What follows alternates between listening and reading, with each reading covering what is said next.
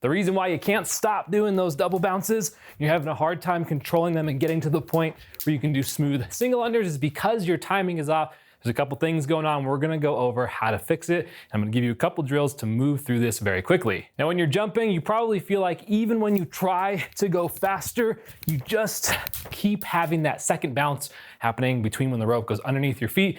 It's probably a little bit annoying, so we're gonna go over how to fix this. The big thing here is that the hands usually rise up a whole lot. They come up and that slows the rope down when it's over your head. So that means that when you're jumping, even if you try to bring your hands down faster, the amount of travel of them coming up is taking too long and is preventing you from keeping the rope moving smoothly in regular single unders. So the first thing you need to do to fix this is film your jumping. I know it sounds a little bit basic, but most jumpers do not do that. So you want to film your jumping and watch your hands and see if they're rising up as the rope goes over your head. And if they are, you obviously want to keep them down by your waist, but obviously just saying that is not enough. So let's go over a drill. Just do 2 single unders in a row. I know it sounds pretty basic, but just focus on doing 2 singles in a row, one after the other, no double bounce. What I want you to think about is that you don't have to pull the rope up over your head. That part will happen on its own. By just doing 1 single under and pushing the rope down,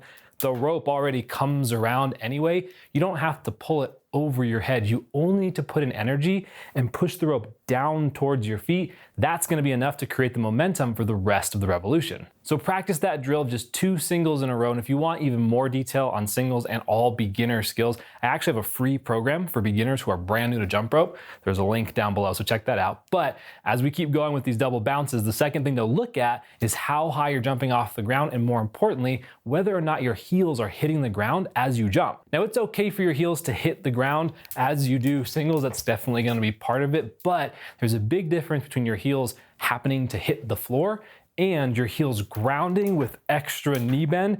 And then this position right here is there's so much effort going into loading up your legs and then springing off the floor that it usually feels like you don't have time to get up into the air by the time the rope comes around again. So the way the body kind of handles this is rising with the arms, slowing things down, giving you a chance to do that small little hop in the middle to kind of reset and get back on the balls of your feet, and then do the bigger jump after that. So if you're watching video of yourself, which you always should be in all of your jumping, and you see that your heels keep touching the ground, there's all this extra bending between singles, really focus on staying on the balls of your feet and being very springy, rebounding off the floor again and again and again. This sometimes, just by saying it, is easy enough to just put into your jumping, but sometimes it's not. And so if you're still having a hard time jumping on the balls of your feet, put the rope down for a second, then turn and film yourself from the side and just jump, doing like 5 to 10 bounces in a row, focusing on rebounding immediately and keeping every jump